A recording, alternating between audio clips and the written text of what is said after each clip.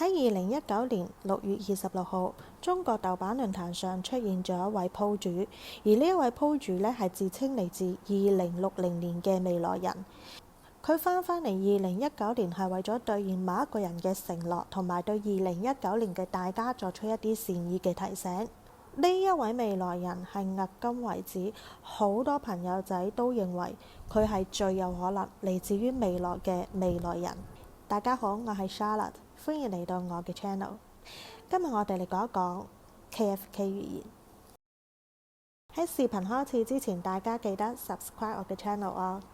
KFK 係一位2019年6月份開始喺豆瓣度出各種未來預言嘅未來人。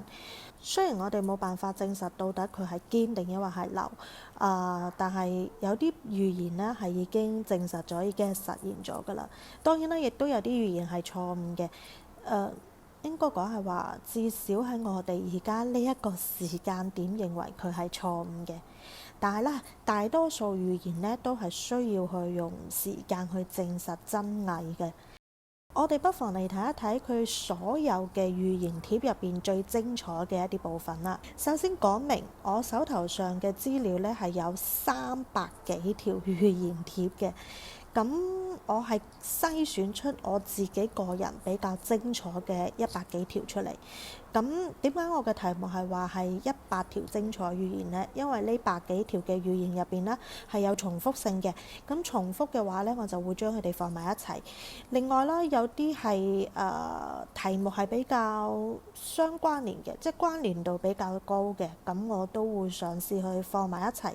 咁有一個即係睇上去會有一個連續性嘅提問。咁大家嘅話可能會比較容易去理解嘅。咁最後整理咗出嚟呢，就係有100條精彩嘅預言啦。咁好啦，喺視頻開始之前，再次提醒下大家，一定要 subscribe 我嘅 channel 啊。好啦，事不宜遲，我哋即刻開始。OK， 第一題，你係人定抑或係機械人？男性定係女性？答：我係人，我係男性。但時間旅行嘅時候唔再有性別。第二題，未來人類旅遊係乘坐乜嘢交通工具？答：科技發展並沒有想像中那麼遙不可及。2048年之前仍然靠飛機同埋高鐵。第三題，亦都係好多人問嘅問題，你喺2060年買得起樓嗎？房子貴嗎？房地產泡沫嗎？答：喺我嘅年代，房子已經不貴重。是的，確實時間不記得，但我記憶裏應該係從20年代開始下行。咁即係話，其實從恒大嘅事件開始，即係如果以恒大事件作為一個分水嶺嘅話呢，咁確實係從嗰個事件開始係已經有種往下走嘅趨勢㗎啦。好，第四題，人類過得開心嗎？更焦慮了，還是更幸福了？答：更焦慮，因為饑荒、地震、戰爭非常頻繁。不少人懷念2000到2030年之間嘅美好時光。如果按照佢咁講法嘅話，咁即係仲有3年即係仲有5年嘅時間。如果而家都年尾啦，咁即係話仲有4年嘅時間。願大家安好啦，咁樣。第5題，請問人能跳出時間限制嗎？答：只有肉體不行。細細斟酌一下呢一句。第6題亦都好多人問嘅，點解要到2019年？答：因為地球上好多事情在發生。回頭看，這是人類轉折的一年。2049年有一部智慧卡劇，你可以理解為網絡上嘅電視劇，叫2019，係懷舊嘅，全球熱播。我相信其實好多人都覺得真係19啊、20啊，真係一個分水嶺。因為從嗰陣時候開始，其實從19年開始已經係各種衝突啊，各種負面新聞啊，都不斷咁樣係充斥住每個人嘅誒熒幕啊、頭腦啊咁啦。anyway 啦，即係你信唔信呢個世界有希望呢？咁呢個就真係要睇翻個人嘅諗法啦。第七題，美國仍然存在嗎？特朗普連任嗎？答：存在。特朗普繼續連任。哇！我頂。OK。第八題，南極還在嗎？答：在。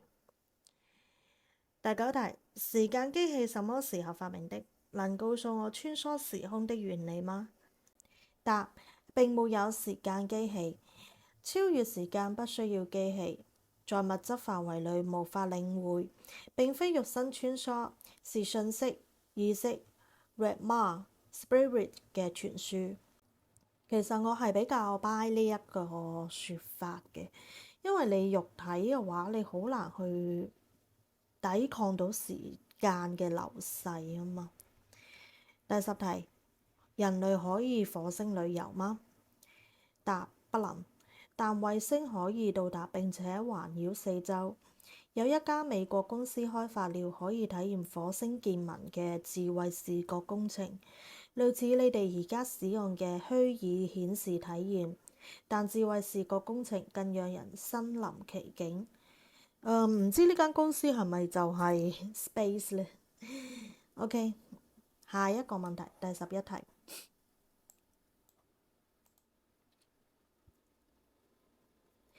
第11題真係好多人問，我真係覺得體現咗你到底係咪惡作劇嘅一種方式。可以給我彩票中獎號碼嗎？答：我不會回答可以改變微觀個人命運的問題。第12題，外星人存在嗎？人類會有超能力嗎？答：不會發現外星人，但會發現從前沒有的生命特徵，從地下、海洋之下出現。咁即係其實就係而家嘅一個都市傳說啦，就係地底人傳說啦，係嘛？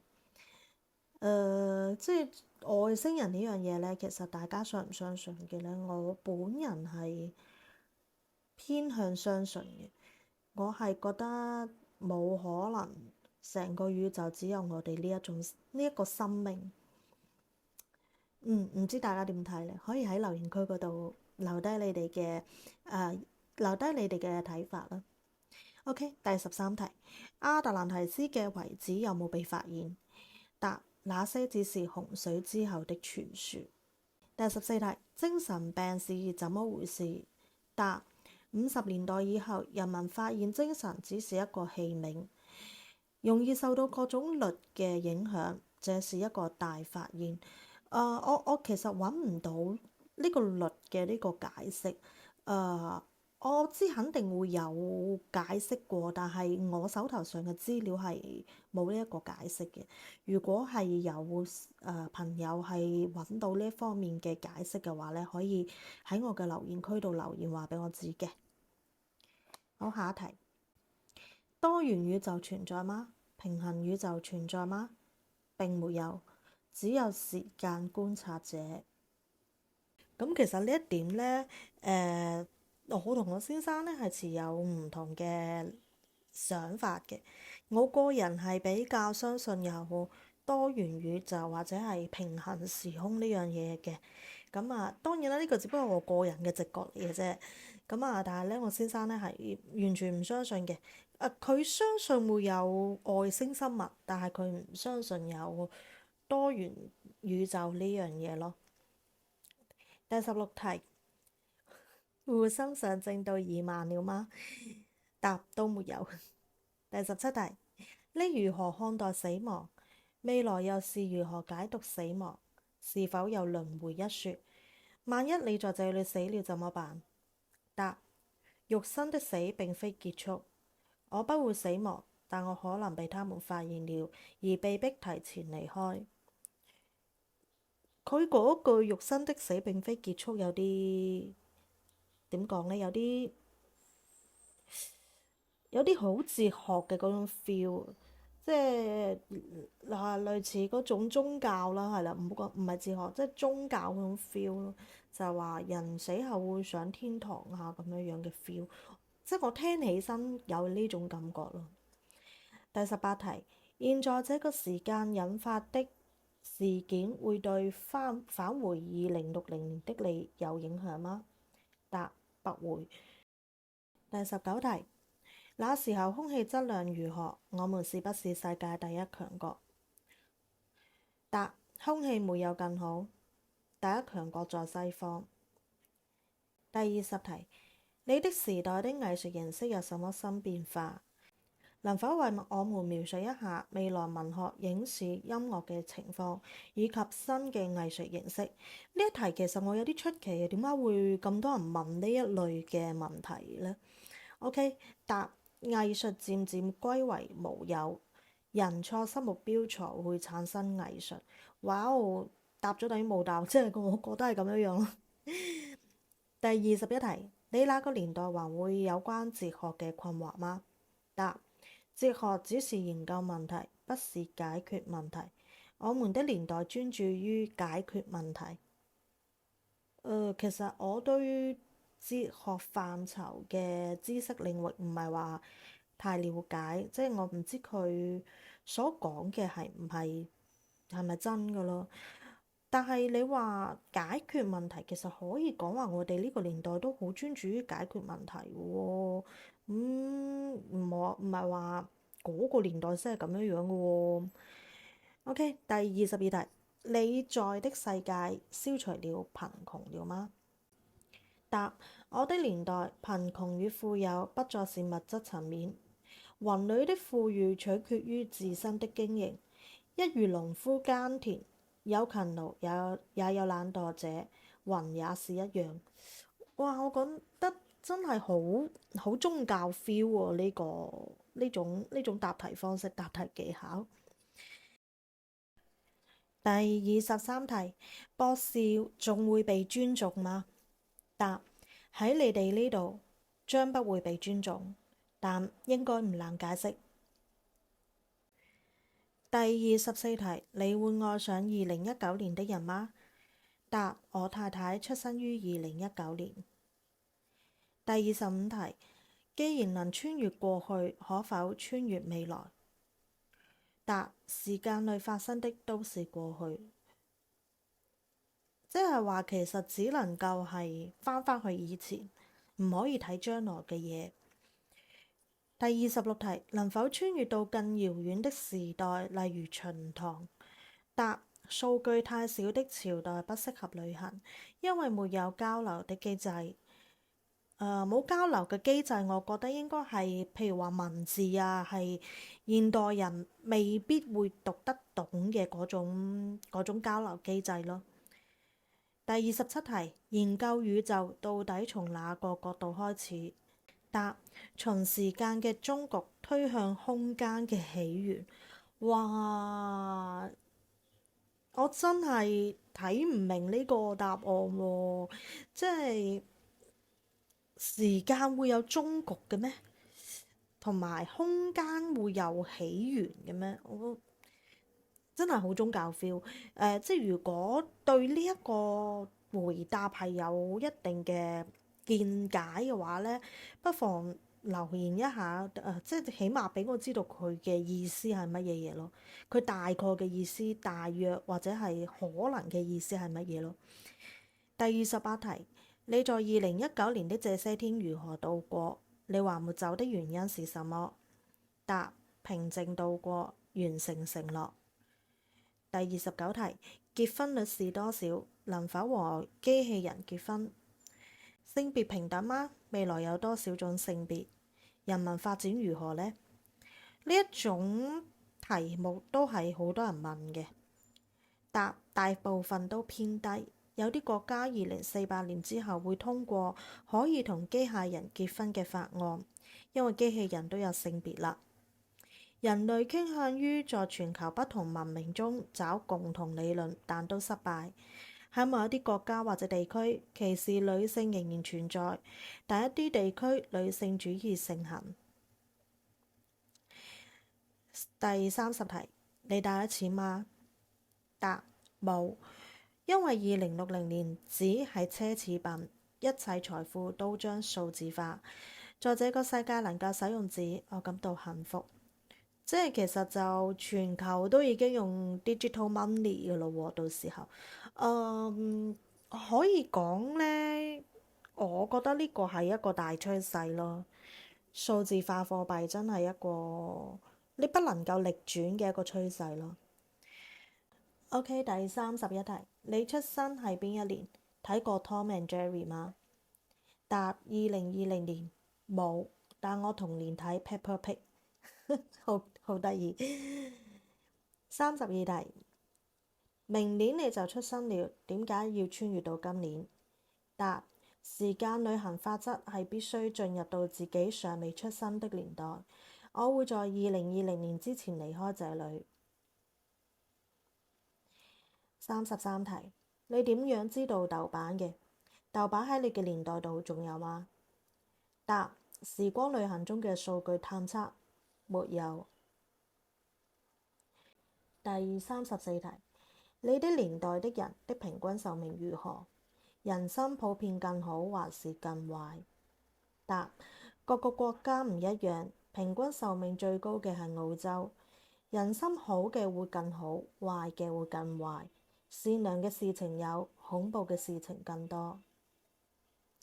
有啲心寒，其實睇得最尾嗰句，恐怖的事情更多。第35題，你的父母在哪裡？答：這是我的私隱。第36題，亦都好多人問，其實我唔知點解會咁多人問，點解要用繁體字？答：我的習慣一直如此，我也可以使用英文，繁體字只是一種工具。其實真係一種工具嚟嘅啫，點解要即係咁執着呢個呢？咁人哋點樣用慣咪點樣用慣咯。37題，每個人都可以自由穿梭時間嗎？咩時候開始可以咁樣操作呢？可唔可以揾到親人，然後令到某一啲事情改變呢？好，37題嘅回答係：只要我遵循穿梭法則，就唔會被發現。時間旅行係一個特權，我只不過係某種原因鑽咗個空子，但我唔會利用呢一個去做非法嘅事。咁其實喺呢一度呢，我個人覺得頭先嗰一題可唔可以翻譯到秦唐時期嘅嗰一題呢？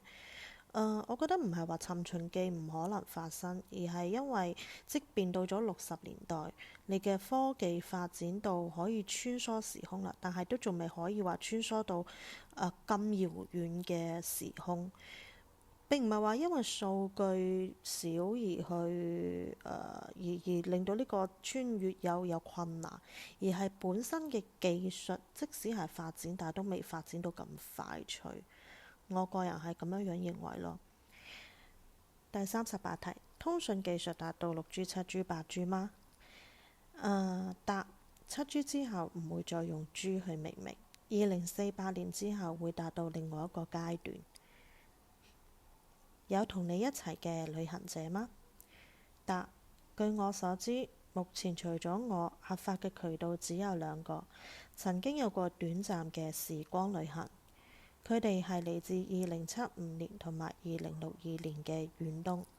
呢一個答呢，我就覺得非常非常有趣，因為喺因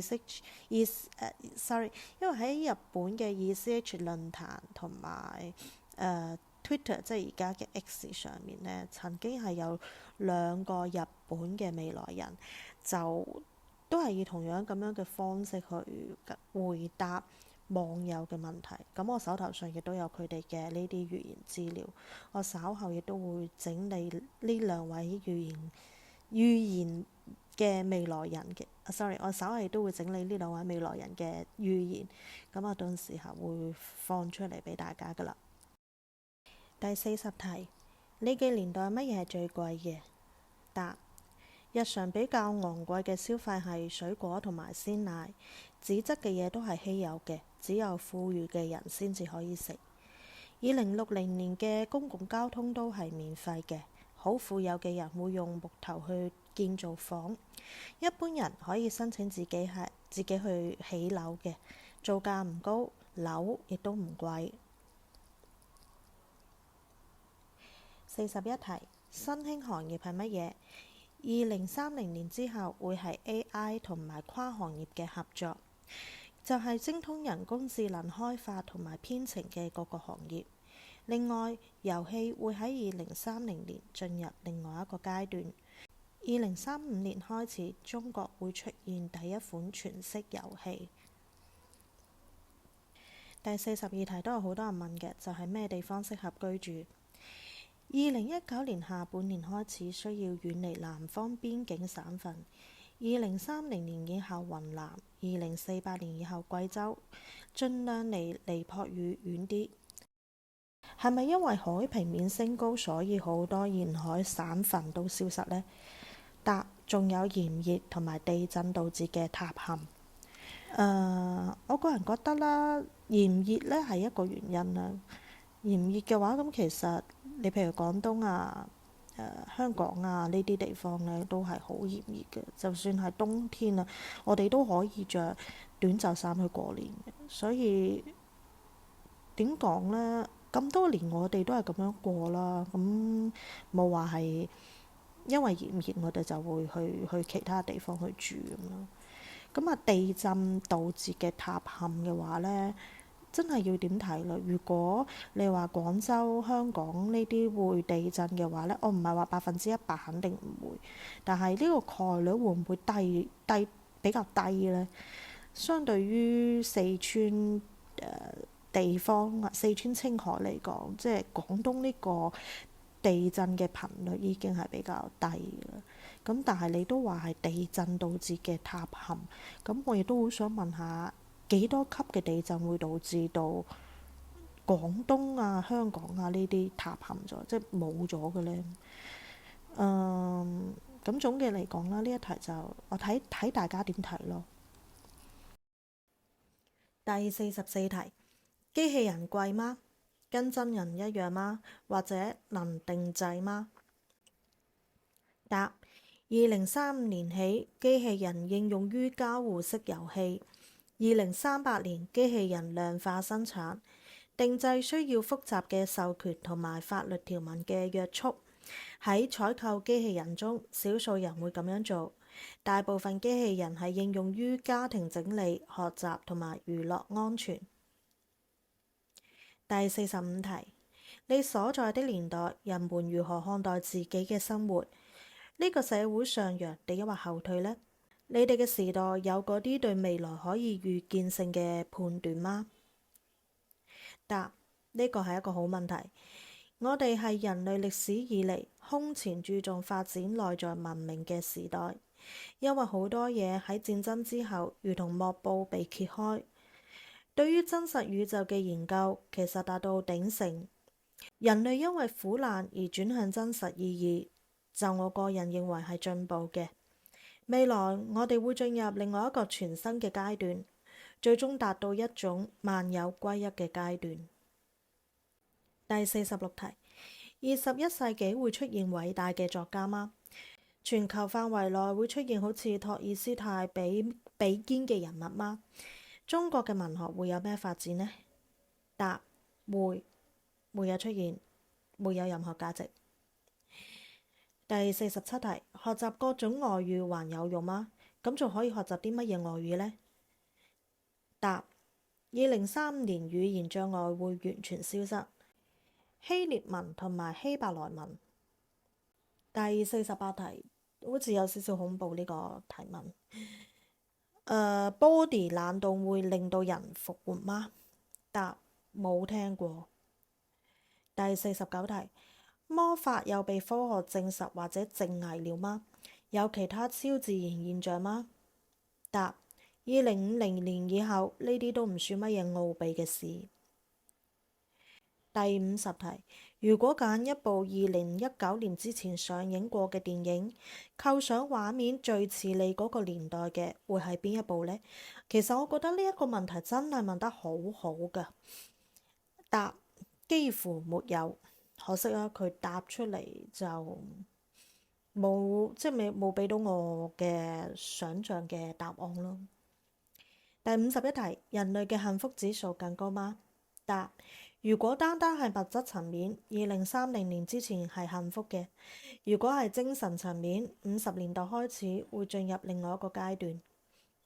咁即係話其實珍惜呢4-5年嘅物質係嘛？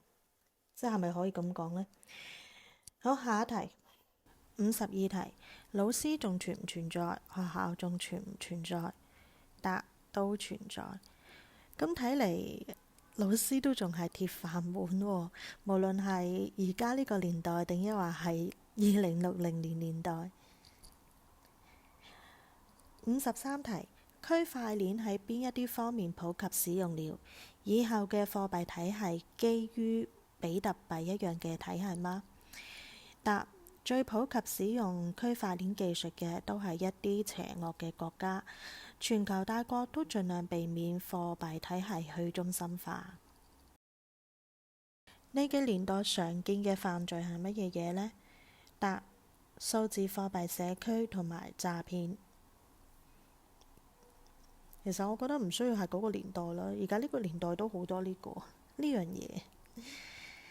55題，宗教存在嗎？人類是否相信科學以外嘅，例如風水、神學？2048年之後，全球範圍內嘅宗教係咩狀態呢？答：宗教繼續存在，但歸一。人類轉向研究自身同埋宇宙嘅關係。其實我覺得而家已經係轉向緊自身同宇宙嘅關係㗎啦。即係如果你有了解一下而家 NASA 嘅嘢做緊嘅嘢，又或者係天文學家去研究嘅一啲嘢啦。即係當然啦，我會間唔中，我只能夠講間唔中會睇國外出品嘅嗰啲自然科學雜誌啦。都即係當鍛鍊一下自己英文閱讀能力啦，keep 住閱讀能力啦咁樣咯。就覺得其實佢哋都已經係開始研究緊呢一個 topic 㗎啦，所以就即係可能只能夠講係話咁多年啦，都仲係喺度研究緊，即係都係一種仲未完成嘅一個課題咯。第56題，你的年代還有編程課嗎？還有高考嗎？答：基礎編程喺30年代納入初中、高中嘅基礎教育，高考繼續存在，但2038年起不再是選拔手段。57題，全球第一品牌仲係 Apple 嗎？如果唔係，喺咩領域呢？答：喺我細個嗰陣已經開始衰敗。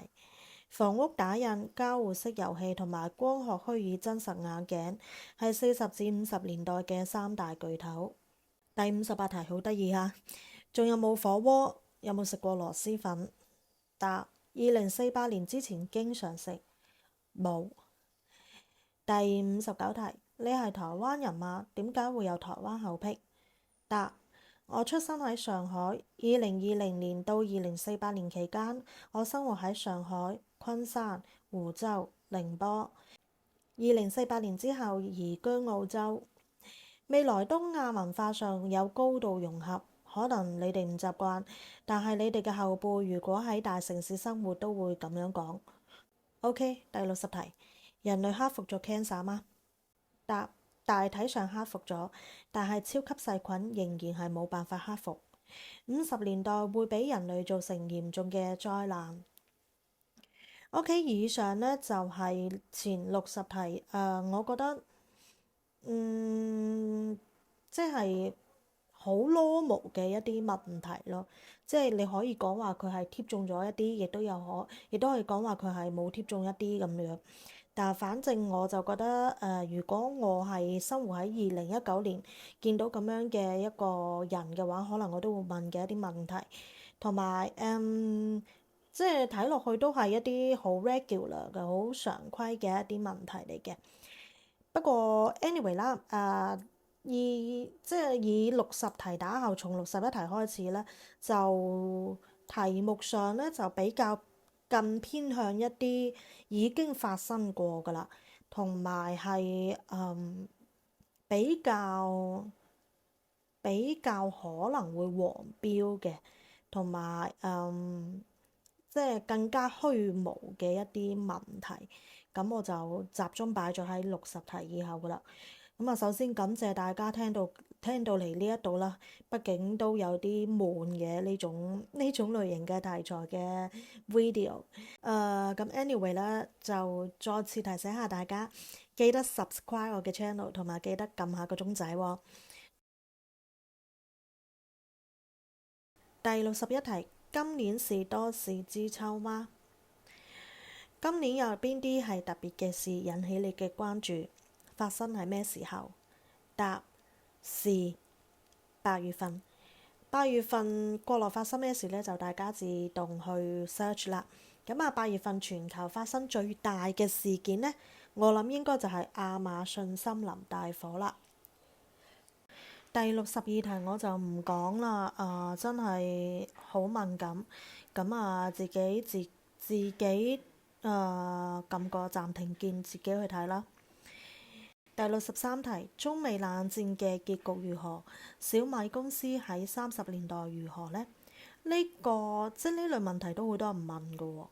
咁啊，答持續咗30年，全面冷戰沒有一個科技公司能逃避。按照2019年嘅時間去推嘅話，即係話要到2049年先至結束。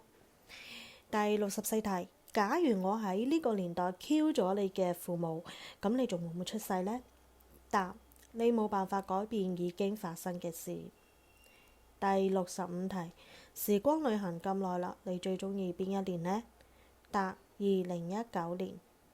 第66題，呢一條問題呢，係我 group 咗好多條貼，咁啊一齊放落嚟呢一個問題度嘅，因為實在太多人問呢一類型嘅問題啦，並且亦都重複咗唔少，咁啊我就將同呢一類嘅問題有關嘅我都放咗喺第66題呢一度嘅。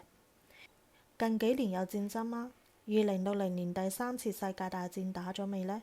打咗幾耐？有冇用核武？因為乜嘢開戰？喺中國本土有開打嗎？中國處於咩地位？俄羅斯係咩態度？可唔可以形容一下？答：局部戰爭沒有停止過。2048年之前沒有全球性戰爭。第3次世界大戰打咗啦，3年幾，比個別使用核武更加恐怖。係宗教同埋文明嘅衝突引起嘅。唔喺中國開打，喺3大洲交界。中國同埋美國、歐盟、以色列對抗，同中東、印度聯手。俄羅斯表面中立，形容就係屍首成堆，血流成河。第67題，人口會下降嗎？新秩序會來嗎？邊一個統治呢？答：因為戰爭、饑餓、地震、疾病，人口會從80億下降到53億。會白種人統治。第68題，美國仲係咪第一大國？答：美國係戰前最後一個帝國。歐盟係戰爭嘅決定因素。中國同埋印度成為東方嘅一股勢力。第69題，下一個經濟危機係咩時候？答：虎年，即係2022年。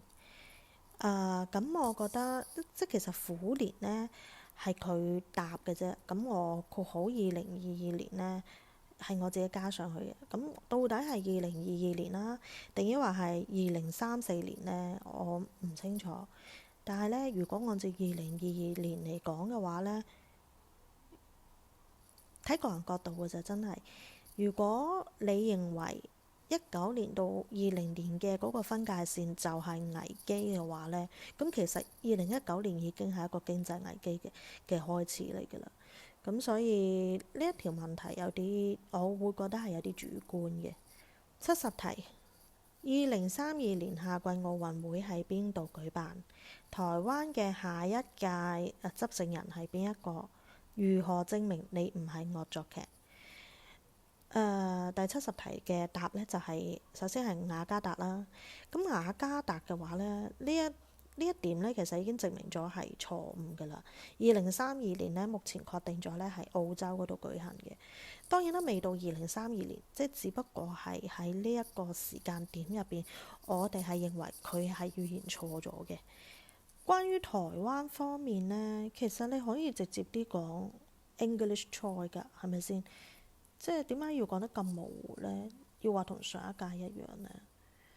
即係我覺得呢樣嘢，如果你係真真正正嘅預言家，你可以直接講個人名出嚟，係嘛？地震方面，我就揾到呢啲資料嘅。你話頻唔頻繁呢？即係睇次數嚟講嘅話呢，全球每年都可以話平均每一日都有地震嘅喎。我唔記得咗係25年嘅上半年定抑或係舊年全年嘅統計啦。單喺美國舊金山附近嘅間歇泉都已經有1200次嘅地震記錄。咁你話頻唔頻繁啦？係好頻繁嘅喎，呢個 frequency。所以我覺得其實佢嘅回答呢冇太大嘅說服力喺度。但係如果你話全球7級以上出現咗大約係7、8、9次啊咁樣樣，我起碼都覺得你係講咗出嚟，又或者係你會講到一個大約嘅時間，譬如話係8月份啊、9月份啊出現過地震啊咁樣樣，咁起碼你都可以講得到一個大致大約嘅嘢出嚟啊嘛。但係你又講唔到喎，淨係話下半年地震頻繁，咁呢個範圍其實好空洞、好廣泛。第71題，貓狗寵物存在嗎？人和動物的關係如何？答：繼續存在。動物和人的關係有了質的改變，更和平了。動物之間嘅關係冇變。第72題，自動駕駛能成功普及嗎？答：喺中國並不是成功的實驗。第73題，有造物主嗎？命運係一定的嗎？個人努力到底起幾大作用？答：有。命運係過去嘅用詞，我哋係叫定命。個人命運係如浮塵，定命係確定嘅結果。個人努力可以加快定命嘅完成，亦都可以延遲。呢一個就係時間嘅意義。第47題，你話人嘅命運係定嘅，咁生成嘅模式規則係乜嘢呢？係隨機啊，定抑或係有輪迴一說呢？答：因果只對生命之物有效，如種瓜得瓜。因果對於報應輪迴假說無效，因為因果唔係只停留喺肉眼可見嘅範圍。第75題，你係數據形式存在嗎？你能感受到我哋呢個時代嘅所有風景、食物、香氣嗎？你嘅言論會影響我哋嗎？答：某種程度上是的，會感受到。絕大部分唔受影響，人們只關心自己嘅未來，或者尋求超越想像嘅神蹟奇事。喧囂過後，一切歸零，絕大部分人嘅日子都係庸常繼續。第76題，可以不去上班在家工作嗎？答：在家辦公在20年代開始，很多行業都逐步實現。我覺得呢個真係一個好神奇嘅回答。可以講係話，我個人覺得佢真係講中咗。點解咁講呢？因為2020年開始，即便2020年之前呢，已經係有咁樣嘅先例，又或者有啲行業已經開始因為削減成本又好，其他原因都好啦，可能都會逐步去推廣在家辦公嘅。但 anyway，真真正正去開始廣泛去實行嘅話呢，真係2020年開始嘅喎。至少我了解到嘅行業真係從2020年開始去普及嘅。咁所以我覺得佢又真係講得好啱，而且佢嘅回答呢，我係一字不漏咁樣去摘出嚟，即係佢真係講得出係20年代開始。咁我個人認為呢，佢呢一個預言呢係講中咗嘅。第77題，日本還存在嗎？答：存在，但出現了更強的地震，失去了一半，被迫遷都於岡山。其實遷都呢樣嘢呢，我記得日本呢一直都有討論過，即係當然啦，起嘅風浪呢就唔係話特別大啦，因為你遷都你真係好花費好巨大嘅。咁如果你話更強嘅地震，我第一個反應就係南海地槽大地震啦。第78題，宇宙最高緯度係幾多？答：緯度只係階段性用詞，準確嚟講係4重：地下、地上、凌空至極高處。人眼所見只限地上，且是地上局部範圍。79題，徐福係咪到咗日本？佢到底到咗邊度？答：唔係，唔知道。第80題，我哋會出現女主席嗎？答：元首嘅話不會，其他組織的話會。81題，人死後嘅奧秘探尋咗未呢？精神層面嘅提升係乜嘢呢？答：早探尋了，俗稱靈界。第82題，亞茲海默有被攻克嗎？即係老人痴呆有冇被攻克呢？答：戰爭之後記憶不會遺忘，只會被封存。題目就唔講啦，大家自己睇啦。答：2022年會發生一次大事。咁2022年同台灣有關嘅大事係乜嘢呢？佩洛西事件。我相信大家都有啲印象啦，就係佩洛西訪台嘅事件啦。呢一個事件其實都已經足夠轟動噶啦，我覺得。咁你話算唔算大事啊？咁喺中國角度嚟講，梗係算大事噶啦，係咪先？84題，2019年中國明顯走下坡嗎？答：會走民族主義道路。第85題，機器人會暴動嗎？答：在我所處的時代還沒有出現主動攻擊人類，但 LAWS 嘅組織一直堅持危機嘅存在。第86題，中國開始走民族主義道路係咩意思？LAWS 係咩嘢？Red Ma 係乜嘢？答：無需解釋，睇好多人無知嘅言論就知道。呢條道路具備實行嘅基礎。LAWS 係自主致命性武器英文縮寫，準確嚟講係國際預防組織。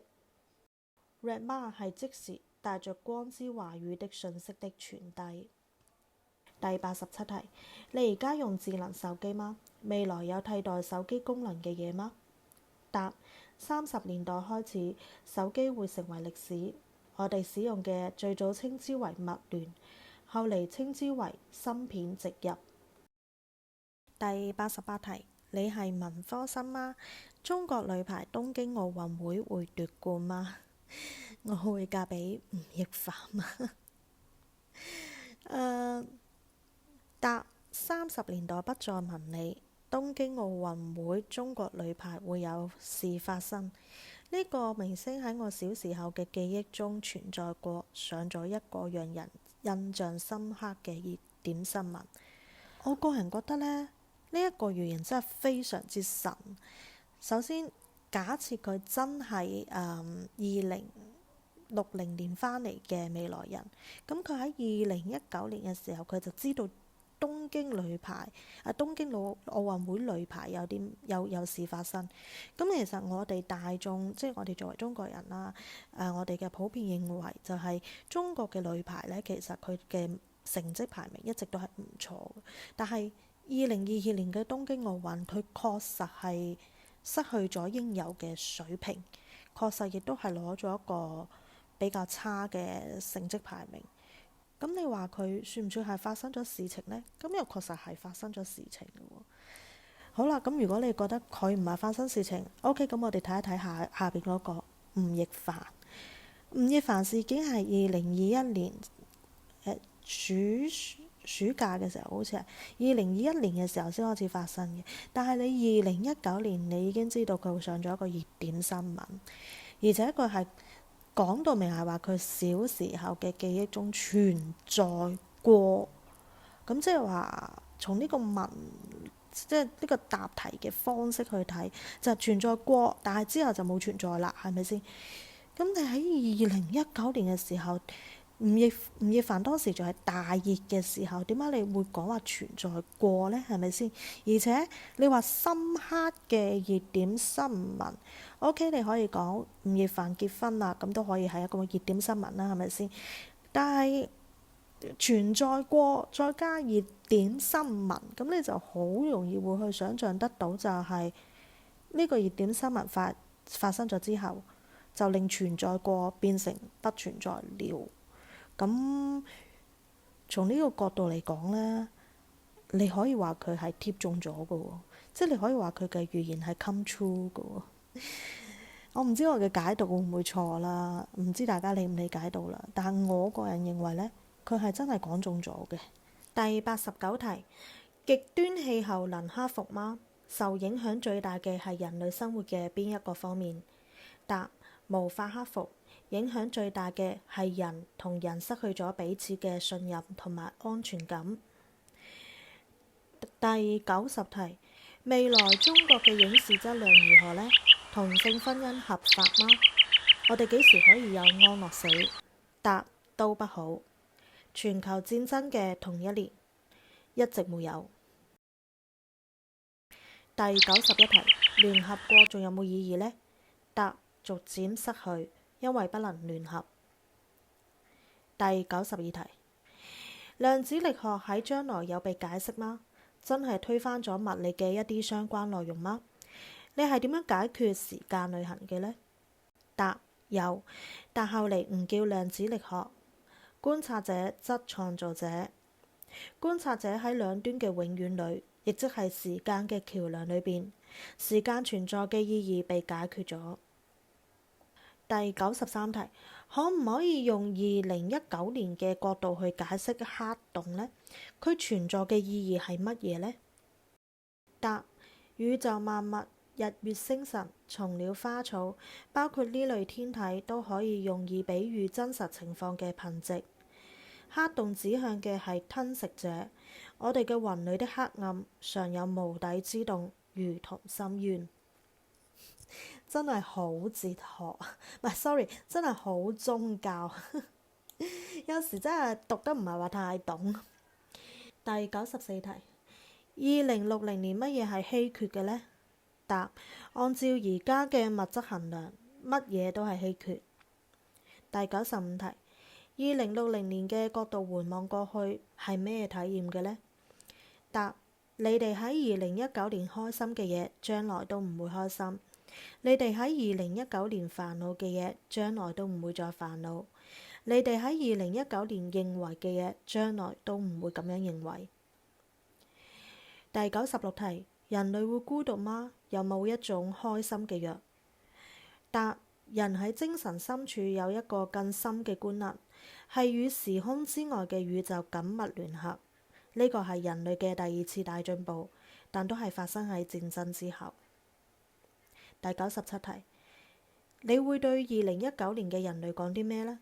父母、妻子、子女呢一種傳統家庭關係是否還存在？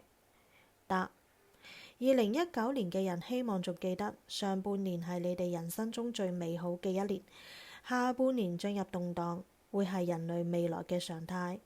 家庭關係會因為動盪中顯得弱不禁風，好多鄰里會因為災難、饑餓、戰爭而變得毫無意義。無論點樣，請保持善良的心。98題，可唔可以俾2019年嘅我哋留下終身嘅密碼呢？答：240130034805。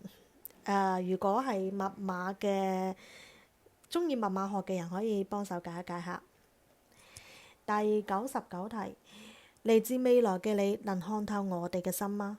答：可以，包括你哋嘅焦慮、憂傷、空洞、煩躁、憤怒、懷疑、無知、背逆、無奈、無助、驚恐。第100題亦都係最後一題啦。你對我哋有啲咩建議呢？答：保持善良嘅品質同埋敬畏嘅心。如果喺2019年開始將專注力從物質轉移到精神信仰上，2048年到2060年就唔會咁痛苦啦。我非常非常認同佢講嘅，要保持住善良嘅心同埋敬畏嘅心。我一直都係咁樣去認為嘅，人一定要善良，同埋一定要對一啲事情要有敬畏嘅。即係譬如話你而家開發緊嘅 AI 啦。你唔可以完全指意佢，唔可以完全依賴佢，你對佢亦都有一定嘅敬畏之心，因為Terminator 邊個都說不準會唔會真係會發生呢？ Anyway 啦，即係都尊重係一個人同物、人同人嘅一個最 basic 嘅 principle。咁總嘅嚟講啦，其實我個人會覺得大部分呢都係虛嘅。即係佢有唔好講大部分，有啲嘢佢講得係虛嘅，真係虛嘅。咁你又唔可以話佢錯嘅。當然呢啲係一啲技巧嘅問題啦。我唔知道點解當年冇點問到 AI 嘅嘢啦，定抑或係我呢300幾條嘅問答本身就唔係一個完整嘅資料呢？我唔知道啦。不過 anyway 啦，我都係用緊2025年嘅角度去睇翻2019年嘅嘢啫。即係如果我當時係喺豆瓣論壇嘅話，可能我都會問一啲 AI 嘅嘢咯。但係都係從我而家呢個年代角度去睇嘅啫。所以點講呢？有啲嘢係冇辦法去講嘅。正如你冇辦法用歷史嘅 standard 去衡量翻我哋而家呢個年代嘅 standard。KFK 多次提到2048年呢一個年代，對於中國又好，對於全球都好啦，都係一個好特殊嘅年代。咁就唔知2048年在座嘅各位幾多歲啦？我都有啲期待嘅。其實佢有啲問題，佢有啲語言，其實我都有啲期待。但係就希望戰爭啦、饑荒啦呢啲唔好出現喺全球範圍內咯。希望啦，希望世界和平啦。OK，咁今日嘅視頻就到呢度啦。如果中意呢種題材嘅話呢，記得 subscribe 我嘅 channel 啦。仲有就係要記得 comment 同埋 share 同埋 like 喎。好啦，咁我哋下個視頻見啦，See you。